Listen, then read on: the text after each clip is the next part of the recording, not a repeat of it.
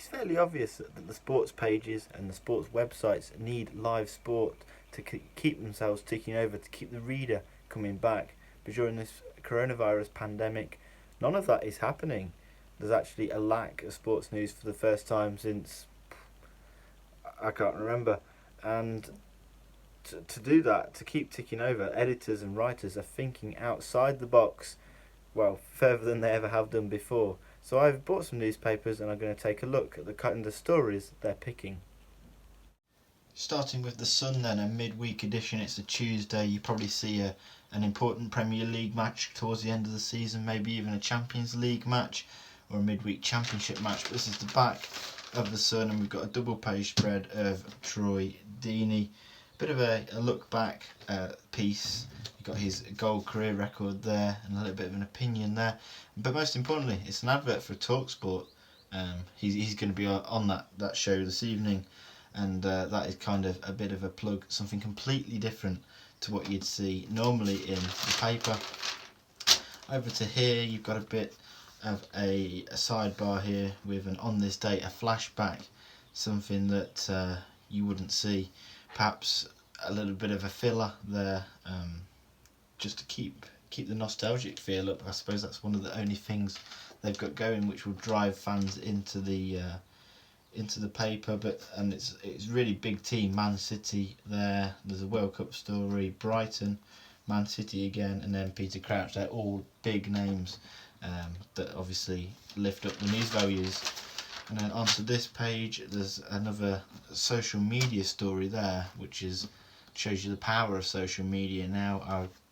Without this pandemic, I'm pretty sure that story wouldn't be involved in the paper.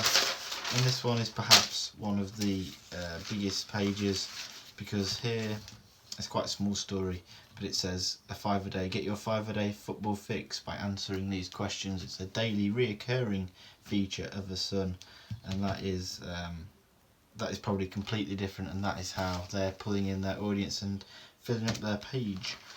Moving on to the Daily Mail, and that is slightly different. There's a bit of a news story on the back there, but you get into the paper.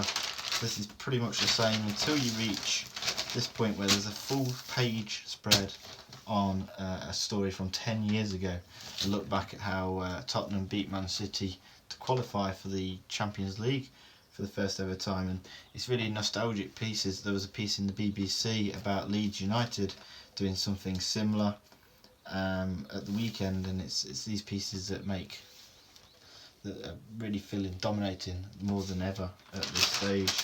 And then keep going further back, and there's a story about 1973, similar sort of thing in the Daily Mail.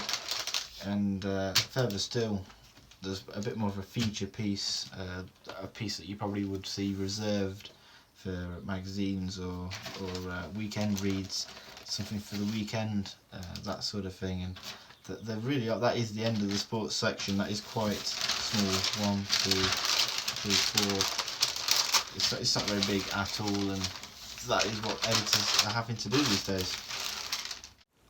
And in my local paper, the Leicester Mercury, the Leicester City and Leicester Tigers stories that are always there were slightly different. The Leicester Tigers story was actually focused on the wheelchair rugby team rather than their main team, and then the Leicester City story was looking at the plans the Premier League has. That feature with the wheelchair rugby was quite outstanding, because that's a story that wouldn't have been told. It was a double page spread, and that's a story you wouldn't hear normally, as well as a story about a local golf course that is looking better than ever before because of the lack of people using it. But the reality is, the editors, the writers are going further. They're digging deeper. They're stretching their imagination and creativity to keep filling the newspapers, to keep the paper in business. I mean, it's already a struggling time, but they're managing.